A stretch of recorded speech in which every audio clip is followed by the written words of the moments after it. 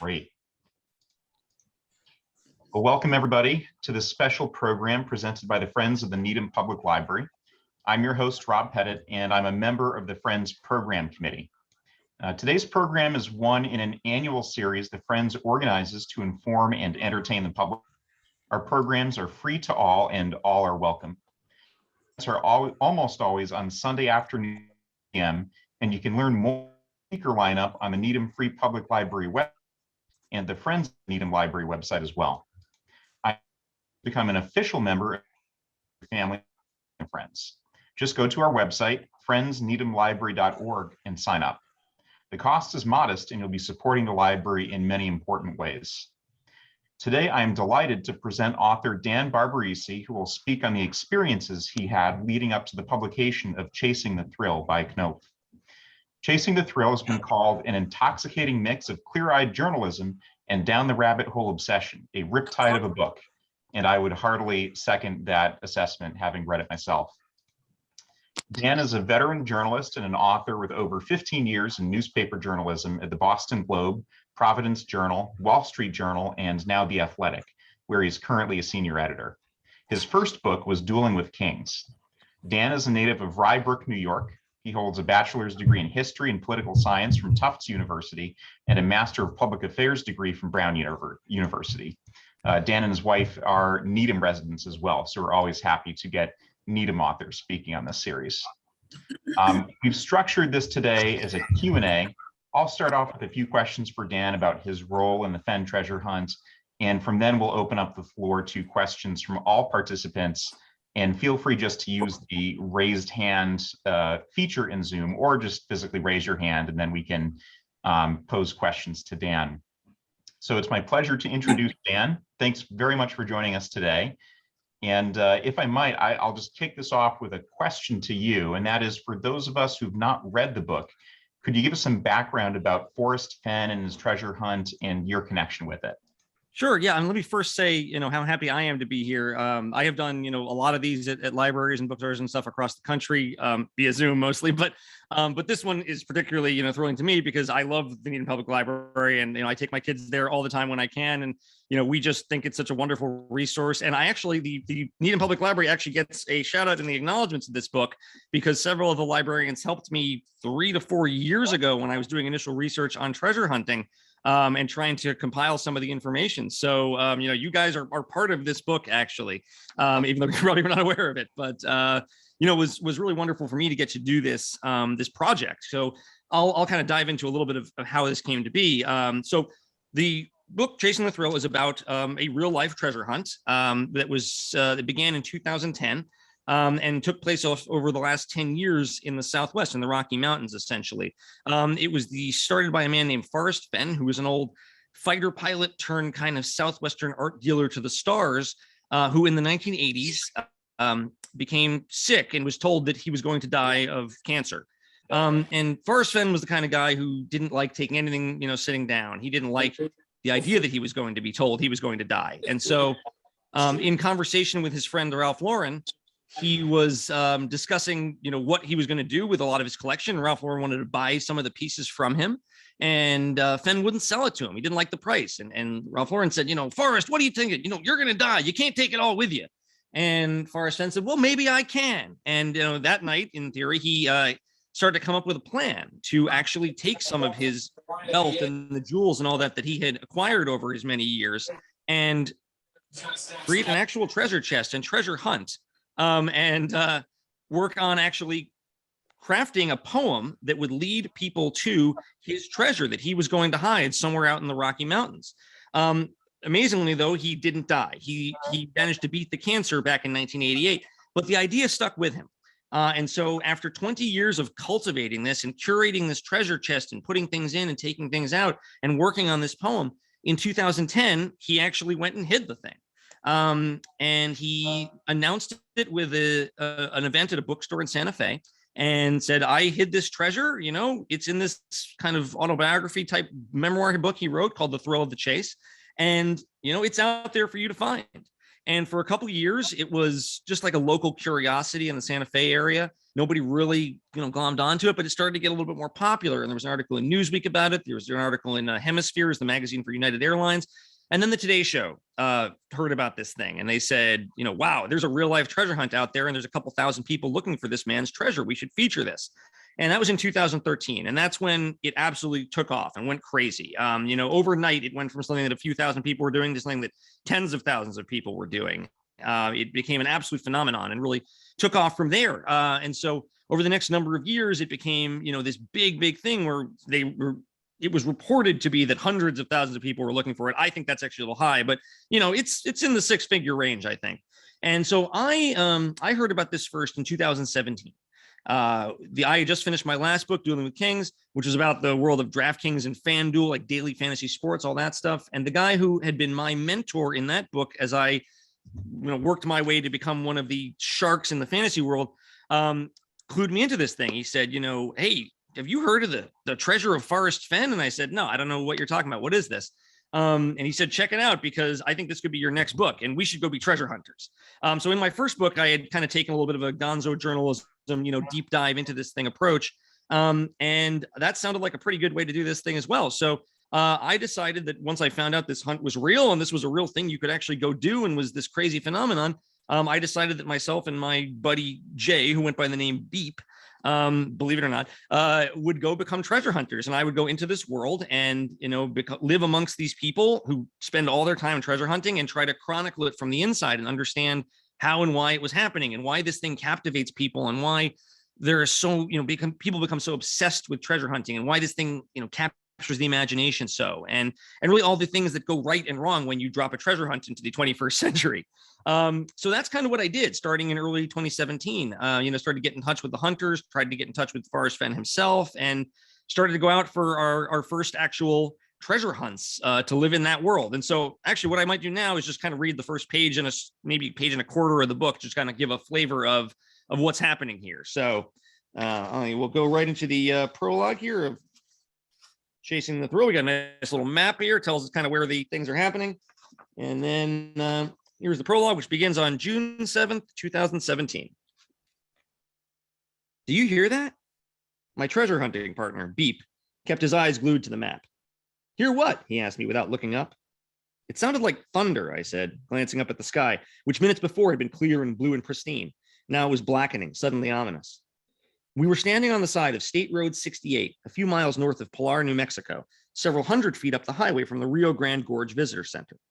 In front of us stood an impenetrable mass of rock and brush, right where the map said the trail leading to Agua Caliente Falls was supposed to be, except it wasn't there. It didn't exist. A rumble echoed through the canyon, unmistakable this time.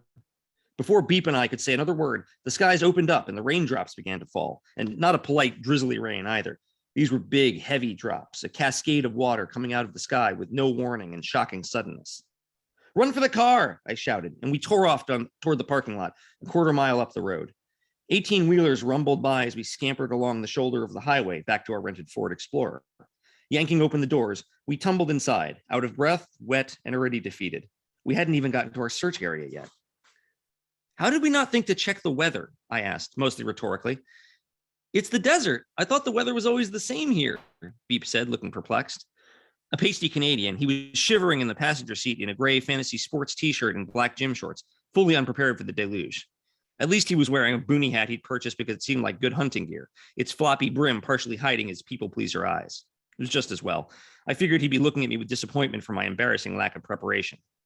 Quite the auspicious start to our careers as treasure hunters. Treasure hunters. It still sounded crazy. A few months before, Beep had discovered the tale of Forrest Fenn, a wealthy New Mexico art dealer who claimed to have hidden a treasure chest worth millions somewhere in the Rocky Mountains north of Santa Fe. In 2010, Fenn published a book and a poem that promised to lead searchers to the treasure if they could figure out the poem's 9 clues. Beep had become completely obsessed with the chase, and I'd followed him down the rabbit hole. So kind of goes and takes off from there. But that's the basic idea of kind of how we got started here. And it was a true insane adventure and a chance, I saw to tell a story that I didn't think would exist or should exist in this world, but very clearly did and was real. And really like the first thing I thought was A, shocked that this thing existed. And then B, I was stunned that no one had ever written a book about it, because I was like, this is incredible. And, this is such fertile territory. I got to get in this thing before somebody else figures out that they've been missing the boat here. So that was kind of my process of just get in this thing as fast as you can and try to tell the story of a treasure hunt and try to tell the story of treasure hunting in general. And kind of that's where it went from there.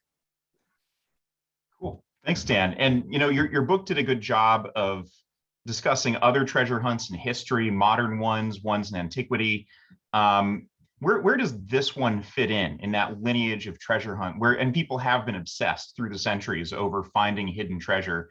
What was unique about this search? Yeah, that was actually something that was really important to me, was not just to document, the weird and wild world of this thing and all that stuff, which is very valuable, but also to kind of put this in a much larger spectrum and put this on the pantheon of treasure hunting in general. What does this represent? What does this say about us? What does this say about the history of this, kind of strange venture? As you said, people have been looking for treasure for thousands of years. It goes back to, ancient Egypt, looking and seeking the tombs of previous pharaohs, things like that. Then it really takes off in terms of what we think of modern treasure hunting in the 15, 16, 1700s, when Spanish galleons and, New World gold started to be both brought back and brought up and then sunk in the waters off of the Americas. That was really, when treasure hunting took on, I think, a lot of the qualities that we think of today. And in the late 1800s, it hits a whole other point where there start to be big works of literature based around treasure hunting. King Solomon's Mines, the famous Treasure Island, which has so many of the tropes we think of today as treasure hunting. But treasure hunting took, a real different turn in, I would say, the 1980s and 1990s. As fewer real treasures were actually being brought up, because a lot of the treasure of the world is actually getting to some degree tapped out. They're not really making more of this stuff. But they started to, in some ways, which is that people started to create their own treasure hunts, a genre called armchair treasure hunting. And that's what I think this somewhat qualifies as, mostly does. There was one hunt like this before in the early 1980s in England called Masquerade, where an artist wrote a treasure hunting book and said, if you can figure out all the clues, there is a real treasure hidden somewhere in England. And it became a huge phenomenon there, not really known so much outside of England, but in the British Isles, it was a big thing. And I think a couple million copies of that book were sold, and it became a huge thing when the treasure was found a couple of years later. It was this golden hair that was supposed to be found. And that led to a rash of these kind of armchair treasure hunts over the next 15 to 20 years. But none of them really took on this big quality until Fenn's hunt. They were all pretty small. But, I think it is very interesting that things have moved from a treasure has been sunk or lost somewhere and, good luck if you can find it, to we are creating a treasure hunt. The point is for you to find it. Often the creators of these hunts are involved in the hunt themselves, as Forrest Fenn was, and communities develop of searchers, usually on the internet, who go over solutions and make teams and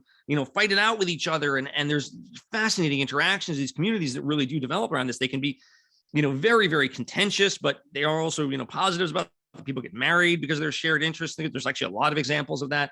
There are friendships forged, there are hunting teams. It's really very interesting to watch how people look at these things. But I think it definitely takes a different dimension when it's not, let's go find this treasure that's been lost for hundreds of years, like the Curse of Oak Island, the Oak Island treasure, which is one many people know about, or the Lost Dutchman mine in the Southwest, or big famous treasures. But these are very different because you are supposed to find this thing. It's out there. In theory, it can be found, and it gives it an element of a race to the finish. I've got to find this thing before somebody else does, rather than maybe someone will ever find this thing that's been missing for hundreds of years, which is a lot more open-ended and uncertain, I would argue, than these kind of hunts where it's, I believe that we are supposed to find this thing. I can get it done. And I think that definitely heralds kind of a new era in treasure hunting, where it's not about finding millions of dollars worth of Spanish gold anymore. It's about solving puzzles to a certain extent. And obviously the reward is there, but I think it's a lot more about the treasure hunting process in general. That's interesting. And I did think it was interesting too, that, the value of this treasure, it sounds like it was roughly 1 million, depending on how it's appraised, maybe a bit more now that it's gotten the attention that it has. But that's still just a fraction of what some of these giant Spanish treasures are worth. And those haven't attracted nearly as many people. Granted, they're usually underwater, it takes more resources, but it seems like it's maybe a little bit more about the process, as you said, and solving the puzzle than just recovering the monetary value. One of the interesting things that I thought in your book you really highlighted was the historical provenance of some of these items that were in the box. Can you describe what kind of stuff had Fenn put in? Yeah, for sure. I mean, and also just to deal with it, your very salient statement there. I think that's exactly right. It's much less about the monetary value, but this is not about getting rich. I think there's a time in the book where I said, if you want to get rich, there are much easier ways than finding a treasure. Buy a lottery ticket. That's probably going to be better odds at this point. It's very hard to find even a treasure that's supposed to be found. And really, I don't think a lot of these people thought this was a get rich quick scheme. I think that the monetary value of it served as validation for the time that was put in, that it legitimized the search and legitimized the desire, that the fact that these people would spend their entire lives obsessed with this for many of their searchers. But largely it is about the validation of proving you can do something that nobody else could, of solving a puzzle that nobody else could, of showing that you are the one who could beat this thing and to some degree beat Forrest Fenn, beat all the other hunters searching for the treasure, be the one who could solve the puzzle. I think that's really the most important thing in talking to people, and hanging out with people and becoming one of these guys. I felt that too, that it's not about what are you going to buy with it. It's, I want to break this code. I want to be the one who's known as the one who solved the puzzle. That's, I think, what the real value to it was. But if you did actually, find the thing, there's some pretty cool stuff in there. There are hundreds of gold coins. There's a lot of gold dust. There's several very large gold nuggets.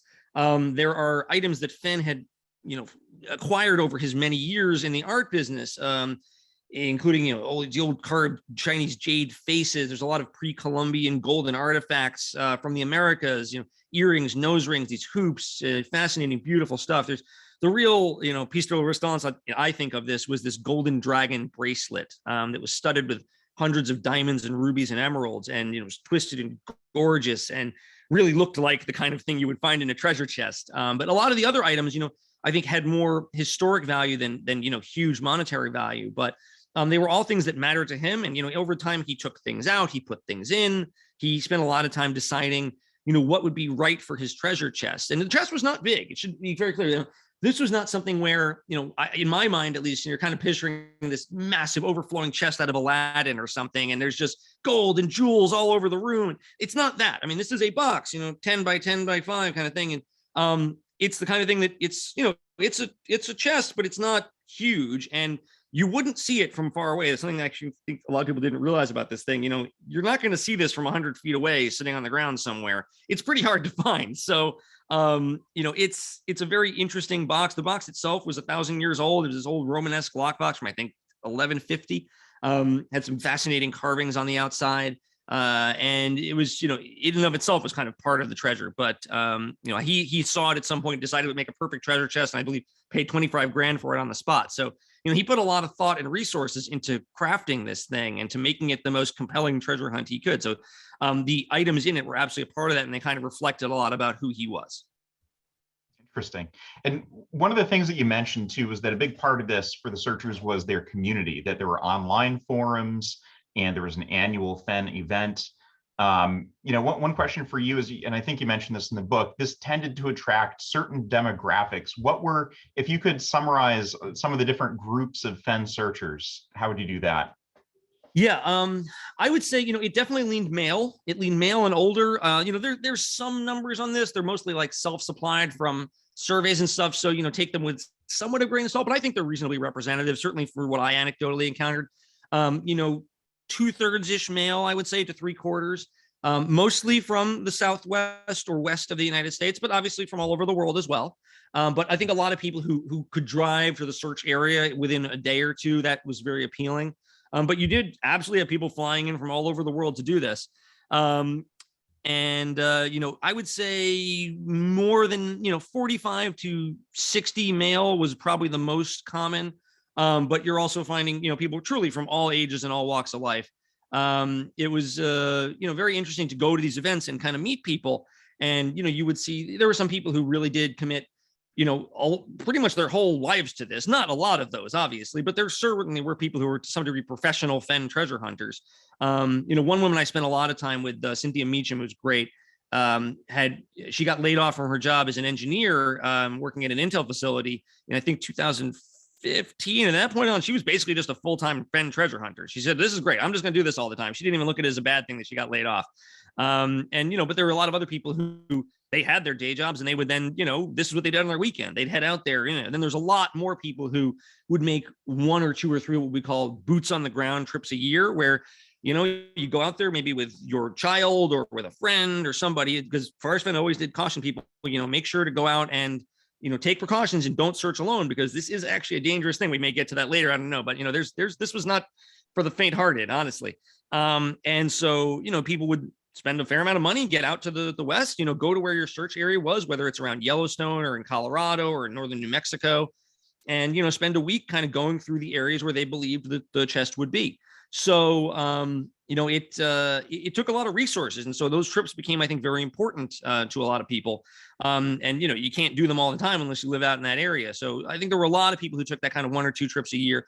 But there were also a lot of hunters who said they had actually never been boots on the ground. They lived out in, let's say, Florida or, the Northeast or wherever. And, they would take their time going out there, when they wanted to get a good enough solve to validate it. They wanted to get a good enough solve to make it worth their while. But a lot of people also said, like, I don't know if I have the right idea and I don't want to go out there until I do. So you would definitely run into that, a fair amount as well. Yeah. We had a question from Rose as well, for the pre-Columbian items. Do any of these items have to be returned to their country of origin? Were there any legal issues with some of this treasure? Not that I know of. I think this is stuff that I'm not sure of that far back provenance of it. But I don't believe there's any issues of that sort that I know of, at least now. I think in the book you mentioned that Fenn actually had been raided by, was it the Bureau of Land Management? Yes. Unsuccessfully, without any charges for, it was allegedly, I believe, trafficking in artifacts. Yes, that's a whole interesting side of this. So, Fenn was a longtime art dealer, and I would say that he played things certainly at the edge of the law. And there were a lot of people who argued that he, did more than that, in terms of, where did he acquire a lot of his early collection? There were people who said that he was effectively, going into places he shouldn't have been and taking things. A lot of it is probably before the statutes were as strict as they later became. So there's a lot of questions about, okay, did he get this stuff, by what were legal standards at the time? And so, in the mid 2000s, there was a lot of focus on this in the Southwest, and they did a pretty big operation called Operation Cerberus Action to try to, ensnare a number of dealers potentially working fraudulently and acquiring goods fraudulently. And a lot of effort and attention was put towards it. And there were, a lot of initially charges filed against some people. Fenn was ultimately not, actually convicted of anything, but it was definitely a real problem for him. And the BLM, with an FBI agent and some other, organizations there, did raid his house, and I believe 2009, and took a few items, and just said I think they took 3 things, and they said they weren't sure about this and this and that, but ultimately he was not actually cited for anything, and the larger case essentially went away. I think historically it's kind of looked at as something of a failure, that it may have not been actually what they thought it was going to be, but certainly the trade in Southwestern artifacts is something where you do run into a lot of problems. There are a lot of issues like that. And Fenn has certainly been kind of on the edge of that for a long time. And there were definitely a lot of questions about where he got a lot of that stuff, particularly in the early part of his collection, the 60s, really. So that was something that, I think for people in the hunt, they weren't as concerned about that kind of stuff. I think they thought it gave him kind of a roguish Indiana Jones quality. I think I would say the people in the archaeological community looked at it very differently. There was a lot of dislike for Forrest Fenn. In the archaeological community, there were a lot of people who were like, we don't like this guy's methods. We don't like, what he does. So there was some real controversy surrounding him. He was a very polarizing figure, in the art and archaeological worlds, which, is the worlds he lived in well before this treasure hunt, which it's funny, that became what he became famous for late in life. But to certain sects, he was much more well-known before that, and a very controversial figure. Yeah. And one thing, just for the folks here who have not read the book, you mentioned earlier that, there were some states where people were searching, and that, he had used a poem as his primary clue. But how was the search bounded? What were sort of the guidelines for people who were searching for this treasure? Yeah. So in the poem, he doesn't really lay out much. The poem, could mean almost anything. And, it's pretty interesting. I'll read a few lines from it for you, just so you kind of get the flavor of what the poem looks and sounds like. So it starts out, as I have gone alone in there, and with my treasures bold, I can keep my secret where, and hint of riches new and old. This is the important part to searchers. Begin it where warm waters halt and take it in the canyon down. Not far, but too far to walk. Put in below the home of Brown. From there, it's no place for the meek. The end is ever drawing nigh. There'll be no paddle up your creek, just heavy loads and water high. If you've been wise and found the blaze, look quickly down your quest to cease. But tarry scant with marble gaze. Just take the chest and go in peace. There's a couple more stanzas after that, but you get the basic idea.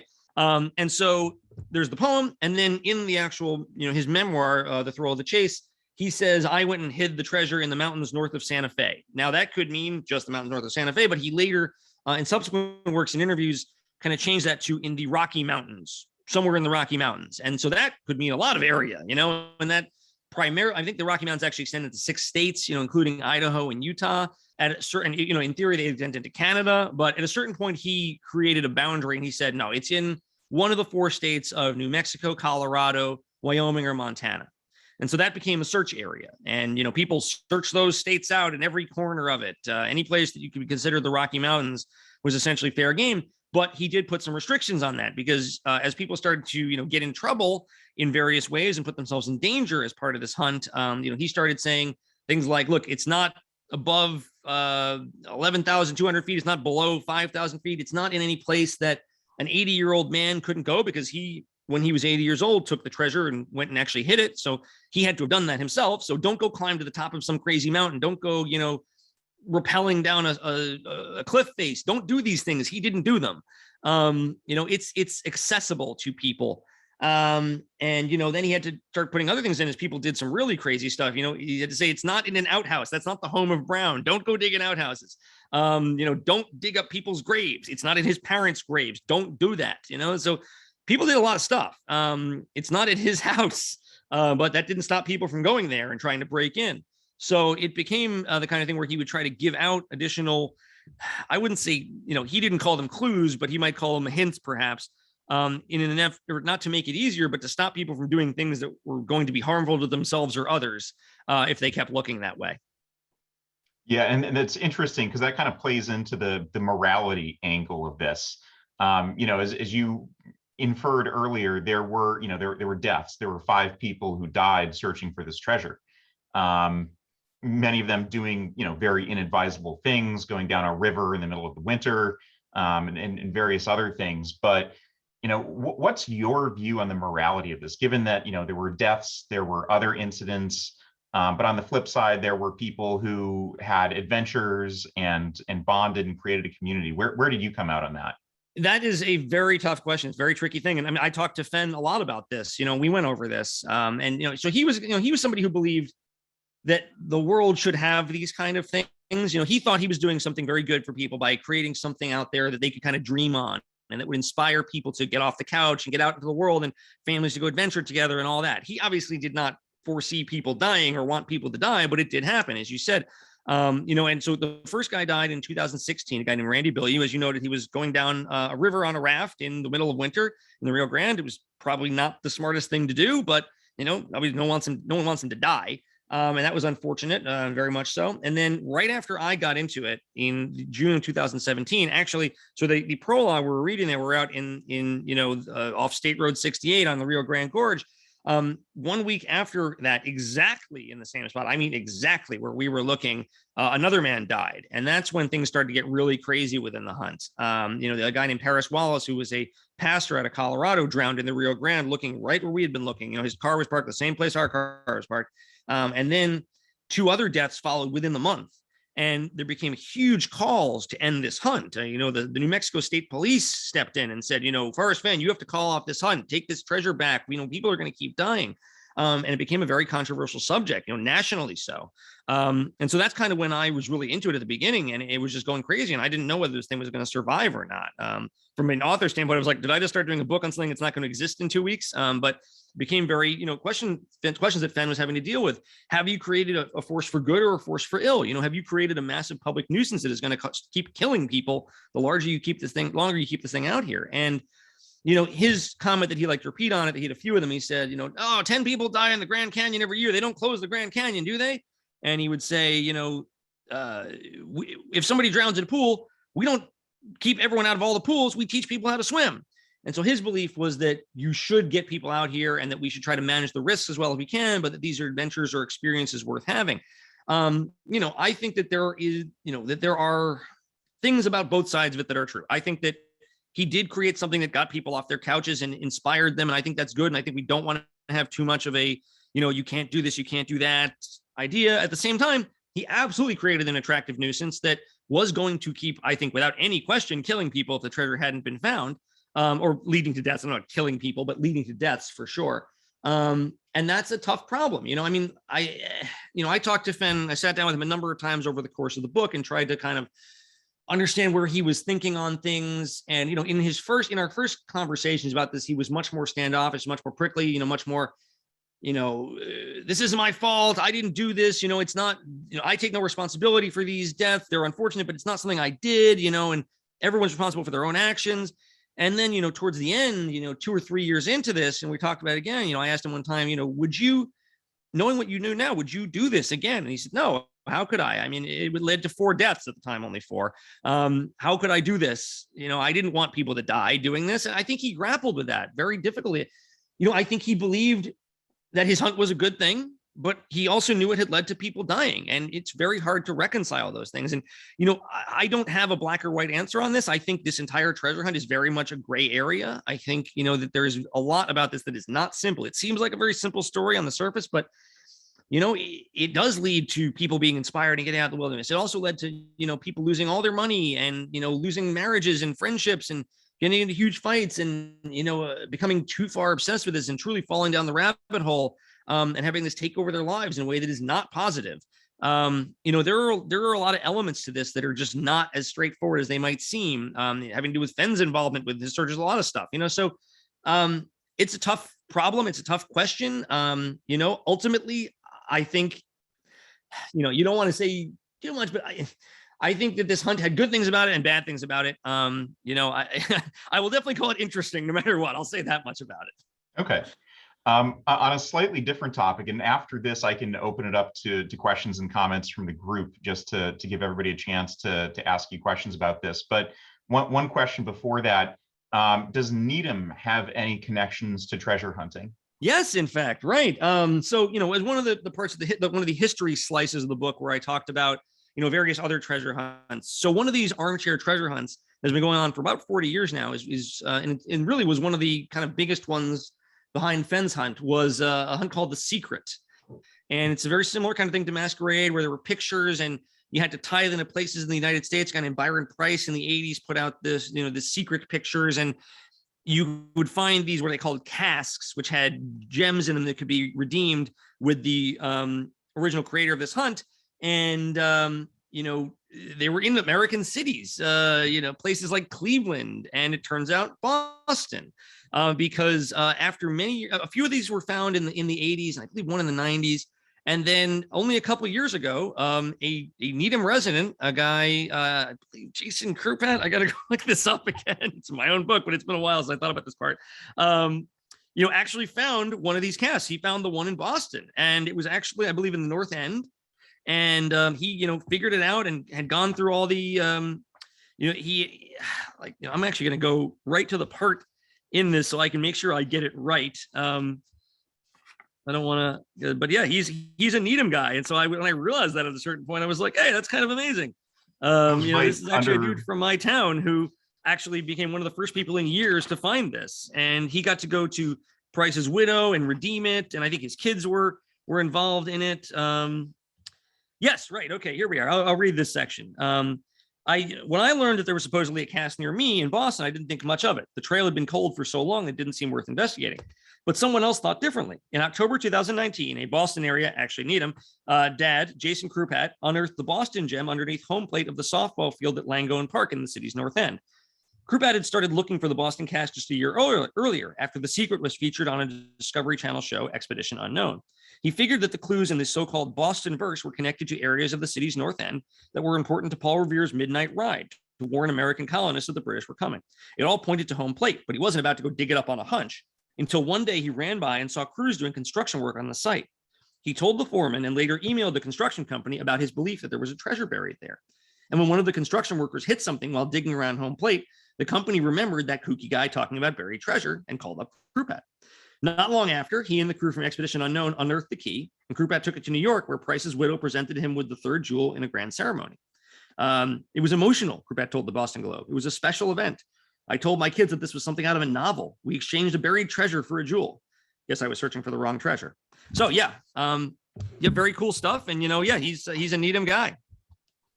Interesting. Well, at this point, I certainly have more questions that I could ask, but I figured that this would be a good juncture to open it up to the audience. And folks, feel free you could either type it into the chat or you can just unmute for any questions or thoughts that you want to share. I have a question. Okay. And actually, hi, Daniel. Thank you very much. This is very interesting. The story you just told, which I remember reading about in the Globe or something, makes sense. And it leads me actually into my question. What were people's reactions, or even, I'm assuming, some of the land that people were running around and digging on for this search were tribal lands or privately owned lands or maybe national park lands? And to be honest with you, if somebody came in my backyard and started digging around for a treasure with a shovel without my permission, I'd be really unhappy. Yes. So what were the reactions to this stuff? I mean, yeah, the Fenn hunters were not a beloved segment in national park ranger circles, for sure. They caused a lot of problems, particularly in Yellowstone, but in other areas too. There's one part I relate in the book about a guy who was digging a hole that ended up being like 20 feet deep and something like 18 feet wide and crazy. He was bringing in heavy equipment, in the northern part of New Mexico, and park rangers came out with M16s and had to chase him off the area. And eventually he was arrested and became a whole thing. But, there are a number of stories like that. Yes, there are tribal lands. So Fenn was very careful about not saying what kind of land it was on, because that would knock out a lot of things if he did that. But, he definitely said, please don't go dig on people's property, but at the same time, he didn't want to say too much. So, for the most part, I think most Fenn hunters were looking on public land, and they were not trying to dig, a lot of them, but some of them did, for sure. And, in our searches, we went in areas we shouldn't have gone. We went particularly off the path in Yellowstone in areas that were definitely we should not have been tramping on. And, in theory, we could have damaged habitats. And, you don't feel good about yourself when you do this, but you get so obsessed. It's very hard. And I was talking earlier about how people put so much into these trips. They put a lot of money into these trips. There's a lot of sunk cost into this. And so when you're out there and you're thinking, okay, I've gotten this far, it's just over the next hill, I can't turn back now. That's how a lot of people get into trouble. I think, okay, I'm out in a snowstorm, but I've flown out here. I've only got a little more time. This is my last day out here. If I don't come now, I can't come till next year. And somebody's going to find the treasure if I don't. And so that mania starts to take hold, and you have to keep going that extra spot. And then you think, well, maybe I should just, push this ground here. Well, okay, well, what if it's under there? Should I dig a little? Should I move it away? So, it can really take over your brain in a lot of ways, which is one of the things I wanted to study in this. But yeah, for sure, Fenn hunters were not popular amongst the people who managed lands and really dealt with a lot of, the land out there. And, I didn't hear as many stories about private land, but I'm positive they exist. I think that, I think the rangers are very happy that there are not Fenn hunters, sometimes digging, but also going in places they shouldn't go, really. I think that was the biggest concern, because I think most people were not digging, but there were a lot of people going in places they shouldn't go, and potentially, at sometimes could be spoiling some protected areas. And that was, a big concern with this. And Fenn said some stuff to try to combat it, but there's only so much you could do, because people are going to just go where they want to go, is the reality of this. Yep. Sue? So thank you very much, Daniel. It's fascinating, and I need to read it. I look forward to it. I wanted to make everyone aware of I would call it an adjacency, a series, if you're into watching series, that talks about something similar. It's called The Detectorists. Do you know that, Daniel? It's British. I don't actually, but I'd love to hear about it. Yeah, it's about metal detecting, which is for looking for ancient treasures, which is a big sport of sorts in the UK, especially, but other places. And it stars if you get a chance to see it, it's two stars that I think you'll recognize from various things: Mackenzie Crook and Toby Jones. It's on Acorn. Maybe the library has it. I haven't looked, I have to say. Acorn is a kind of an Amazon premium or something channel that's British things, but for anybody who has that, it conveys some of the things, the thrill, the determination, and then lots of other things, and the chemistry of these two guys that you've been talking about, Daniel. So it's a good accompaniment once you read your book. We've read your book. That sounds great. I love that. Yeah, there actually, so some of the history of treasure hunting stuff I did talked about some of the early hunts they did in Florida to try to find these galleons. So actually I spent some time with this family of famous treasure hunters called the Fisher family. And they brought up this big famous treasure in the 80s from this galleon called the Atocha.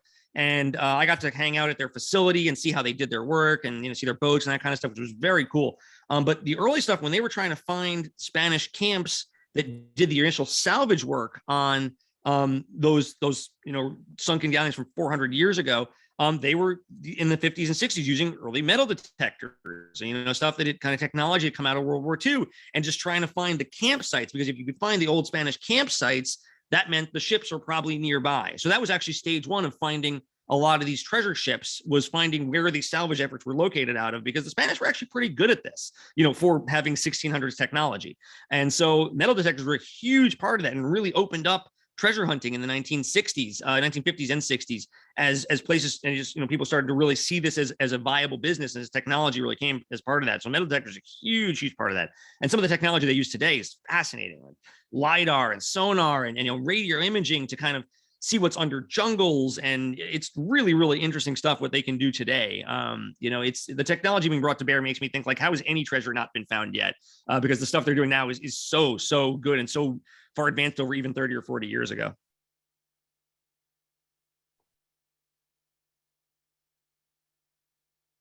See anything else from audience members?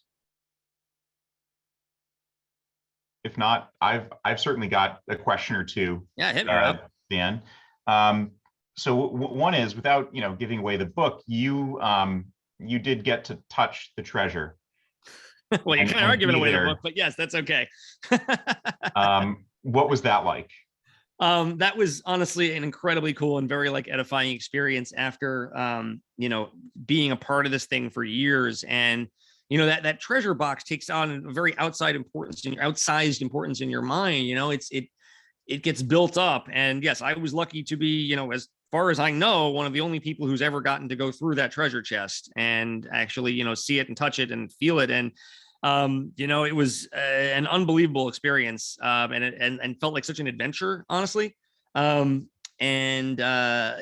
to go through it and to touch all these things and to feel it in your hands, in some sense, I said the chest is small. And in one sense, it feels underwhelming. It doesn't feel like that giant Aladdin treasure chest. And another, it is completely overwhelming because you're touching these magical items that are not just have value, but have also been built up because they are what, they are the MacGuffin of this treasure hunt. This is the Maltese Falcon. These are the Death Star plans, all that stuff. This is what this was all about, even if it wasn't what it was really all about. So, to me, I remember the moment where I actually got it put in my hands was like, oh my God, this thing is real. It's tangible. It exists. There was a reason that all this happened. And I felt a real reverence for it, honestly. And, a real responsibility to not screw anything up in it. And I remember having to repack it once I had taken everything out. And it's, I remember, I certainly read about this in the book, but one of these things you've never considered in your life. How do I repack a treasure chest? How do I fit all this in here the right way? There's actually kind of a science to it, believe it or not. You got to make sure the stuff doesn't get damaged. Doesn't, you put the delicate stuff on the top. Anyway, it was a whole thing. So, but that was really for me, a climactic moment for sure. And something that, I felt incredibly lucky to get to do. And really, certainly gave me a level of certainty about the whole thing that really was, I think, evading a lot of other people, and is very cool. Yeah. So now that, now that the hunt is over, what's happened to the Fenn community? Is it still hanging together? Is there a new hunt that people are looking at? Some people, actually, some interesting things is that some people who were hunters have actually started their own little hunts. That people have actually tried to kind of pay it forward. And there's some people doing some very interesting little hunts where they live with small, tiny dollar prizes. But again, that's not really the point, but trying to give people something more to chase. A lot of the Fenn hunters, I would say the vast majority of them, when the hunt ended, which happened in 2020, they said, okay, that was great, move on, or just kind of go somewhere else in their lives, and obviously stay, aware of it, but not really participate. But there is a very small but very dedicated group of people who are still out there looking for the spot where it was hidden. So the guy, again, I don't want to give too much away, but the guy who found it did not tell the community where exactly he found it. And so there are still people who are trying to kind of reverse engineer that and are out, I don't know if they're out now, but they were out for this summer for sure, trying to go seek out, this treasure and find the actual spot and, use knowledge that was not there 3 or 4 years ago, stuff that was in my book, stuff that has been, learned elsewhere, to try to figure that out and, actually find where the treasure spot was. So there's people, they may be out there right now, but still kind of looking for this and going for it and trying to figure out the spot so they can prove that they could figure out where it was all along. Okay. And we got a question from Carol Thomas as well in the chat box, which is, was the search, or Carol, would you like to pose the question? I think you might be on mute right now. I wondered whether you had interviewed, some of the people that were not successful and how they felt about having put all this effort into it, and whether they were frustrated or whether they were glad they did it, and because it was really an interesting, thing to get into, or I just, was curious how that worked out. Yeah, I mean, so there's a number of hunters who I kind of follow through the course of the book and, track them and see their kind of progression and their narratives and all that. And so I, absolutely, those people are all in there, after it was found. And so, talking to, it ran the gamut. Some were like, okay, I'm glad this is over, I can move on with my life. Others were saying, I'm frustrated, I put so much time into it and I didn't find it. And, I think there was some anger there and frustration and certainly some jealousy. But then there's also people, who, there are a lot of people who, don't believe this or that about the hunt and the find, and this can't be legitimate. And, there's a lot that overlaps with things that are happening in our country right, now, and certainly in last year about, conspiracy theorism and not believing things on the surface and just saying, well, no, but I know the real truth, it can't be this. And a lot of that stuff, raises its head within this hunt for sure. So, I mean, I would say probably the silent majority of people said, I'm good. This was cool. I'm happy for the time I put into it. I got good experiences out of it. I wish I found it, but, no big deal. More power to the guy who found it.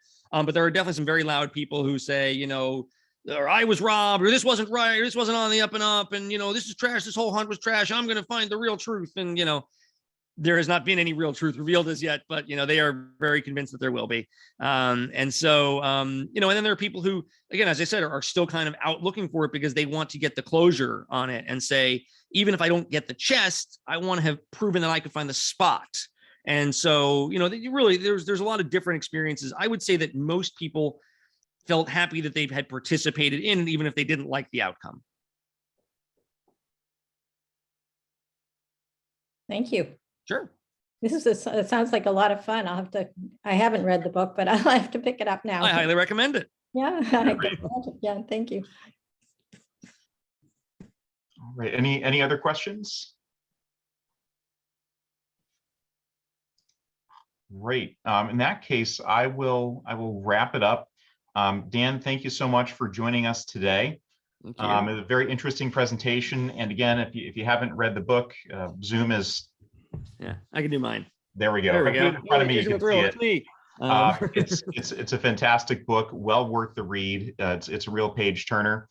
The Friends' next program will be Native American author David Heska Wanbli Wyden discussing his novel Winter Counts about the deeply flawed system of justice on Indian reservations. That'll be on January 9th and will also be a Zoom program. So please register on the gorgeous new library website and join us then. Thanks very much for joining us today. Thank you. Thank you, Daniel.